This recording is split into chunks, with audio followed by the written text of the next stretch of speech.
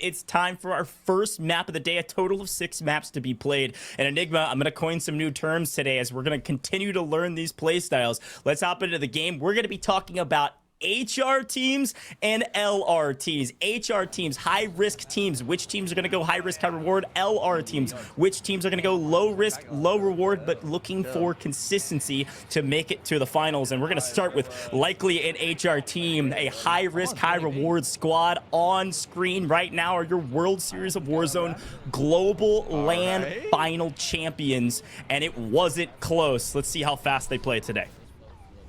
Fully in agreement with you. I think these guys are going to be flying at absolutely everything they can, and looks like right off the bat they might be aiming for a scav contract, and that's another conversation, actually a bounty just underneath them, and this is a conversation that is coming up at the minute. For example, teams are hitting most wanted straight off the bat to get themselves that cash together. Teams aren't going to push you that early on when you've got a most wanted. They know you're fully set up, but there's also teams playing for intel, for example. Are they going to look for the contracts that are going to give them everything they need to know about where they have to rotate? Again, because squads are only needing a couple of points before they consider that rotation. So looks like for Biffle & Co, it will be a bounty. They want to push on to Vortex, an Italian man who is with Blade today, but they are bringing in a different third player. If you recognize the names, they won World Series back in Caldera over here in Europe. They're coming in with Moonrider, a man who is extremely passionate and loud and a hell of an entertaining point of view. Yeah, you know, it's funny, their usual third, Savvy Ultras, playing with a totally different trio. I was kind of surprised to see it. I know that they had a little bit of some issues when it came down to World Series of Warzone LAN. I believe they finished around 25th or so. But Savvy Ultras qualified 7th place last week. So looking to hopefully join their teammates, depending. Dog shit. Yeah, well, one of the things with situations like that is, of course, now Savvy Ultras, after being we don't know if they were dropped or if he left by his own accord. We rarely get to find that out on the timeline these days, but he's trying to prove, you know, I'm the better player. I'm the one that should be carried on through, and he will be there on next week's final. It'll be interesting to see if those two teams come up against each other. This squad, definitely one I want to keep my eyes on, and not for the reasons that are currently ongoing, as eBay sees both Gromolok and Enkyo fall. It looks like the two Frenchmen in big trouble in an engagement far away from Ebates there. We're talking LRTs, HRTs. Well, it looks like it's high risk as the two lads have seemingly wandered off by themselves. Yeah, you know, it's funny. I think Ebates definitely would be kind of playing the anchor player for this trio. You know, this isn't Resurgence. They're not going to be coming back for free necessarily, but you still oftentimes have an anchor player that's playing a bit slower just to make sure the team doesn't get fully wiped. Obviously, they have these kind of safety nets of Gulag, so they're probably playing a bit more aggressive early game, trying to grab some of those early picks that we talked about so that their score totals are a little bit easier to gain. But unfortunately, it didn't pay off. We do see, I believe, both coming back after successful Gulag wins, though. So all of that cash that's in Ebates' pocket doesn't have to be used. And I think that's the other big note from last week as we continue to kind of yap about what happened. We learned a lot last week, and I think a couple things in this rule set still hold true, and there's no question about it. Maybe you have even more of a priority. Resource management. Cash is king in this kind of new era of kind of GA or competitive COD here on Warzone. With all of these bans, with all of the things that you can or can't use, having cash and getting those resources up is paramount for your success. Yeah, and part of that conversation also comes with the other resources, right? Plates, smokes are a valuable resource at the minute, so we're seeing a lot of teams kind of, you know, do you bother entering a fight and risking what little resource you have? Well, sometimes teams are saying, look, I'm low on plates, or I have a middling amount of plates. I want to hold on to these for later on in the game because, as you said, cash being king, and there seems to be a limited resource of it for a lot of teams right now. And as we go on through the afternoon, we'll assess that sort of resource management. How are teams setting themselves up in order to push on for late circle? But maybe conversation needs to be something else as Jace is pushed out and gets absolutely slapped down. And Exact trying to provide some cover. Missile here. Is that Taylor who's in with them? Yeah. And Exact reins in a mortar elsewhere, and they will get pushed out. And big trouble here. Prodigy, Prospect, and Co. pushing the issue and sending this team to the Gulag. Jace, up against Joewo. Yeah, you know, it's funny. We're going to be hopping a ton of perspectives here early in this first map just to see where everybody's at. And this is a team I was excited to watch. You know, Jace Exact missed out on World Series of Warzone Global LAN. Kind of a surprising team not there, but very talented, have a ton of chemistry, have a ton of experience playing together. Adding in Sir Taylor is a big win, but We'll see if Jace can win the Gulag, and he does. Joewo gets put into the spin cycle. Will lose that one out, but Skull and Breadman are alive. A great switch here to showcase where this team's at. This team is one, you know, it's funny, as one of the most high caliber, kind of highly prowessed, well-acclaimed trios out there. This is one of the best teams in the game right now in Urzikstan. They've sometimes been called the Silver Surfers. They've been hopping second places in all of the big tournaments. But that team in particular is a team that usually does play a hair low risk. They play super complacent and super consistent. So we'll see if that continues to hold true today. But Shifty, Biffle, Sage back on your screen. And I think one thing I want to add here, Enigma, about this trio, they love seeing who they're fighting and then making a huge decision on whether or not they're going to fly at it or play it a little bit more patient. Yeah, and well, they're actually up against, well, never mind. It looked like Duzamir had managed to get himself back up there. I think that's Duzamir. But yeah, so this is the Mexican trio that came 4th World Series Global Finals. Really surprised a lot of people. Obviously qualified through the Mexico qualifiers. And I think a lot of people kind of underestimated them, right, coming into things. But no such thing there with Biffle and co. as they push it, clean everything up, and make sure that that's dealt with. Could be a huge kill later on. Again, we are expecting Biffle and co. to very comfortably qualify, I would say, and perhaps make an early stance about how good they're going to look coming into Urzikstan. But Duzamir, that is a team that, you know, perhaps off the back of that 4th that they get at the Global Finals, we're expecting a couple of things of. Not a great start from them here in Map 1. This is Jim's Hattie, H-Pot. Excited to see what they can do today. Again, because this is a qualifier, we had 60 trio spot. You probably don't recognize all the names. If you're watching at home, not all of these names will be maybe your kind of mainstream Warzone competitors, the folks we saw in London or otherwise. We've got a wide modicum of different teams. It's just a matter of what you can do given the opportunity. And I think a lot of teams have made their names in tournaments like this. So I love formats like this where we see people maybe like Jim's, H-Pot, etc. that, you know, haven't had a chance to compete in a ton of Warzone tourneys, having a chance to show off on main stage. Some fantastic content creators competing today. So let's see what Jims is able to do. So far, it looks like they are in some sort of an encounter, but kind of playing a little bit more low-risk play style, looking for just a couple consistent high-percentage picks. I talk about this often in customs, Enigma. I talk about the percentage chance of you winning a gunfight, right? And what you might lose because of it. If you elect to take a team fight where you're going to come out, you probably have a 50-50 shot of winning it. That's probably not a team fight you want to take. It's not worth the risk. Winning a gunfight and getting 3 kills is great. Losing a gunfight and losing all 3 of you and a potential chance of getting wiped out of a lobby is just too high of a risk. So usually these teams kind of err for those 50 or 50 plus percentile gunfights, usually 70 plus. Yeah, very much so. At all times, all the players assessing exactly how things look for them. And this is one of those moments we were talking about when it comes to resources. Stukek's there, going to be backed on down. He's down to 6 plates. Might not seem an issue at the minute, but it's one of the things we saw last week. A lot of people coming into gunfights like this, being backed on down, losing all their resources. And over time, you get ground down. You start to put yourself in a really weakened spot, whoever it is you're up against here.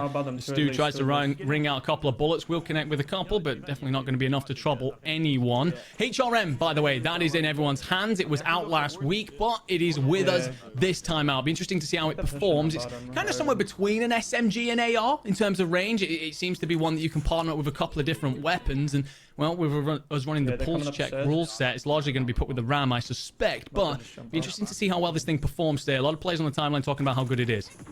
Yeah, you know, that's a great call out. I think versatility is a huge boon. If it's one of the best guns close range and one of the best guns mid range, I'd be using it every chance I can get.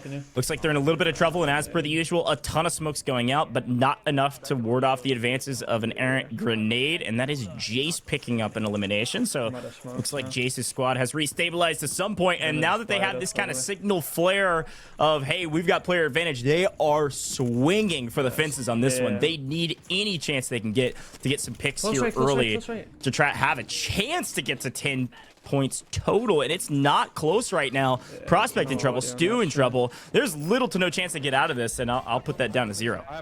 Yeah, well, Exacting Taylor and co coming out on top there. Foreign Jace as well, making up the other part of that trio. They've been in a couple engagements already, some going their way, some not, but looks like one of those situations there where you've spoken about it when it comes to the numbers. You know, they get that opening pick and they think, okay, we're in the ascendancy here, a great opportunity to pounce, but I feel like in Al Mazrah you would get an instant surge there, an immediate immediate collapse from an opposing player off the first pick. Instead, it's this slow, determined approach of just, okay, well, let's just grind them down and put ourselves in a position where we're not putting any of our players at risk because it's difficult to get players back in. Aydan's in big trouble here, by the way. I think this might be Breadman and Co. They were in this area. I'm not sure exactly who it is they're fighting right now, but I'm pretty sure they were in this area at some point through this map. And if you can kind of squint your eyes a little bit, you just saw a portable buy station fly into the left-hand side as well, which means there's likely 3 teams here in big trouble. Smokes out, able to get around the corner, but no clear advantage on this fight. Luckily alive, but no plates to his name. These are those resource management moments you look back on and say, what went wrong? Aydan says, we can't stay here, and I can only agree. And I think you're right. Breadman on the other side likely dropping that PA, but there looks like there could be a 3rd team or just a split trio with that portable buy station that flew in on the other side. Yeah, incredibly worrying situation here for this trio is the lack of plates available. It seems like between them they had about 3 in total. Yeah, definitely not a situation you want to be in if a player flies. You will be Breadman just over here on the side here. But yeah, team up on the mountain. Remember, no one-shot snipers available here. But what you can do is break a lot of plates at distance. And actually, player goes down. Bread will clean it up. It is dealt with. And he continues to ring out rounds up that mountainside. But this is one of the things with this zone. Because it's surrounded by like almost this dome. And then you've got the skyscrapers off in the distance. A lot of teams can kind of like start to collapse around this area. So Bread's got to be careful up on this hill. No high alert being ran, so he needs to keep himself on a swivel nice and early. Yeah, and that is Juju going down via Bread snipe. Got knocked and cleaned up. That's going to be FaZe Kaylee's team. And there's Cranks, which means Aydan's squad still getting pressured and able to pick up 1. And I guess it was FaZe Kaylee that might have been that 3rd team I was talking about. They tried to rotate out and got kind of picked off in the meantime, but no clear team wipes across the board. So all 3 teams have at least a couple alive. I guess the question is how many, and I think the conversation happening right now is, hey, we're going to push this out. Crinks down. We've got player advantage. I don't care that it's Aydan and Adrian, but wait, there's somebody lurking behind. That is Kaylee. She circled back off the mountain, came down, and enacted revenge on Breadman. Yeah, you wouldn't have been against the situation of, you know, perhaps we play this cautiously and back on off. Kaylee says none of it, wants a piece and absolutely cooks Breadman as he tries to cross. Skull's now going to reposition. He's had to back on off, but the situation is with Joe. He went for that push. He's pushed up nice and close to the team of Adrian. Obviously, we saw Crinks go down, but we're not sure if he's gotten back on in. So right now, Joe's essentially isolated from Skull. He's trying to keep an eye out for Kaylee whilst also provide some cover fire in case Joe gets pushed. A difficult situation here for one of the trios we're expecting to not only qualify, but put on a real show here in day 2. Man, it is great to see Kaylee back in the Warzone competitive scene. I know she took a break for a while, but really kind of made a name for herself in the early Verdansk days. Dabbles in a ton of different titles these days, but even still putting on a show for us already in the first game. Here we go, though. A pretty big moment in the life of Joewo, Breadman, and Skullface for the first map. Bread needs to win this, so you don't have to worry about that buy station. Joe is there, though. They've got the resources. It's not make or break.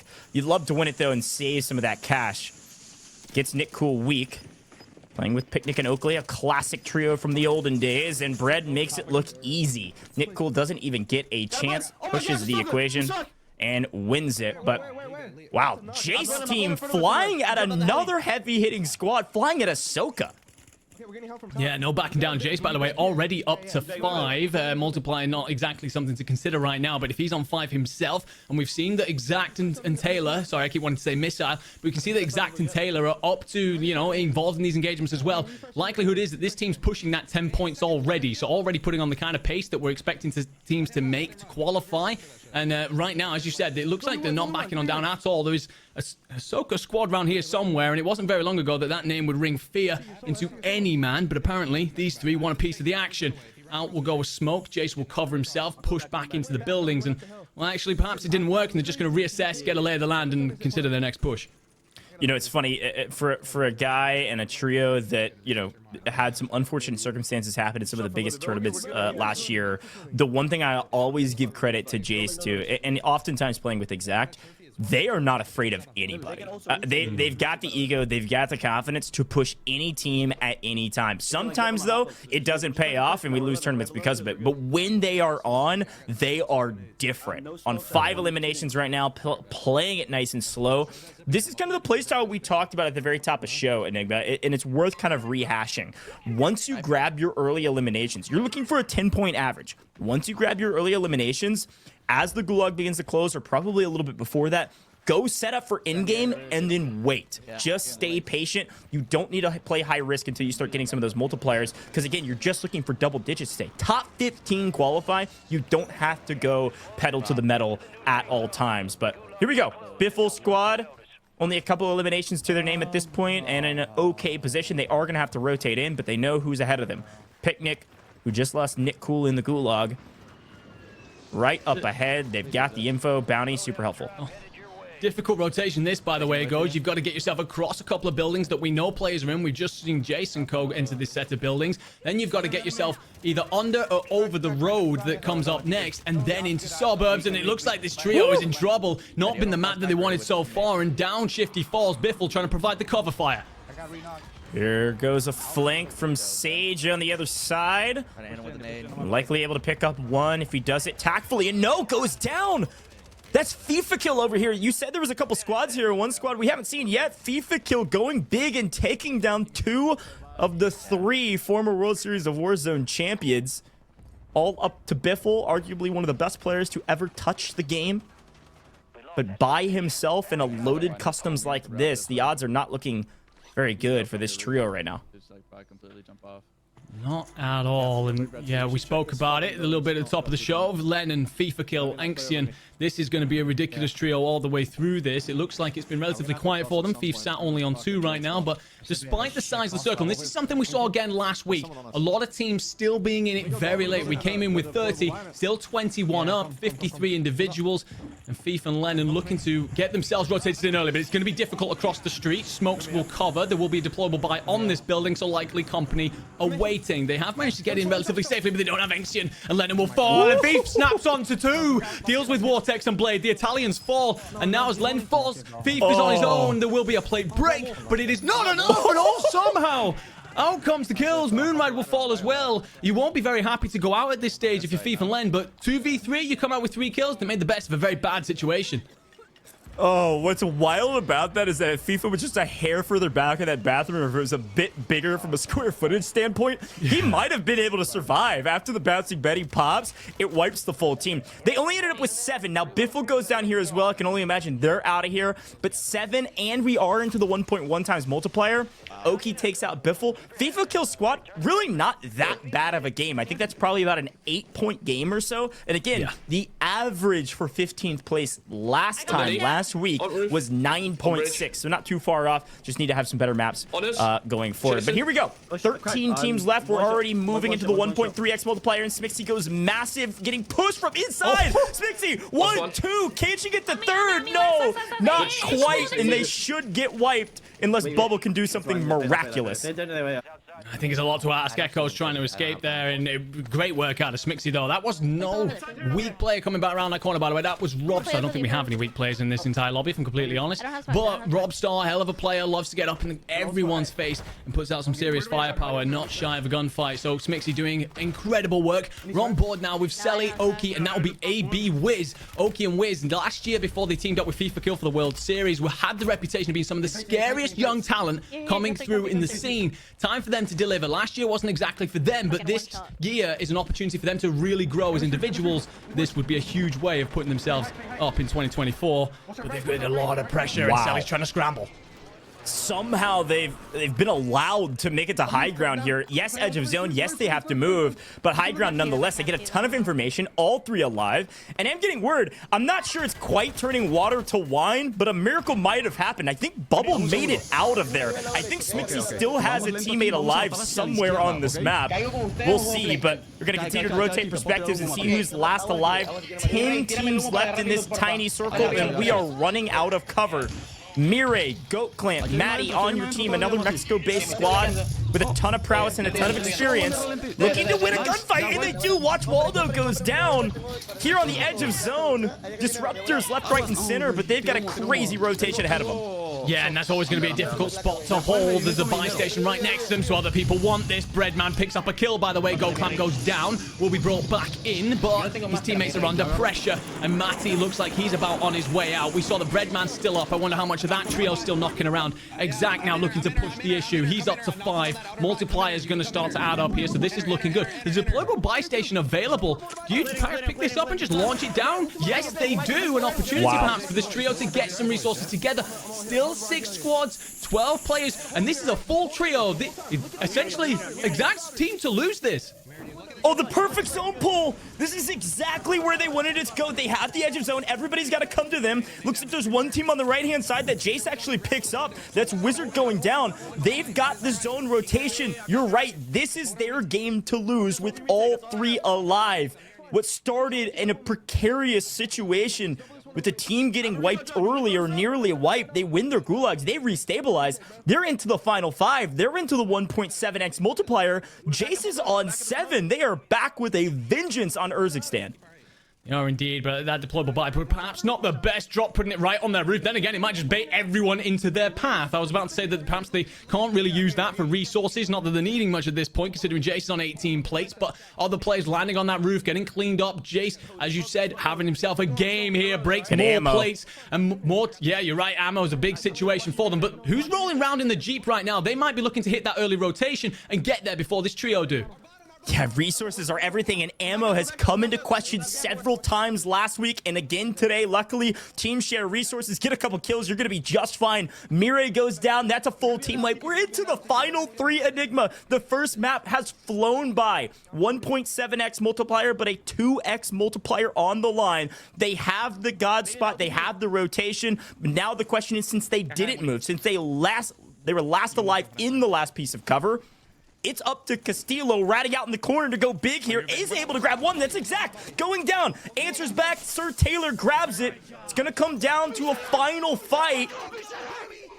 And it is Exact and Jace with that reaction. A massive victory. 18 kills, 36-point victory. Wow. Celebration going wild. Yeah, this is a squad that, again, we saw throughout multiple times in that lobby. We weren't sure exactly how their afternoon was going to go. It looked like they were in big trouble at certain points, seemed to regain back into trouble.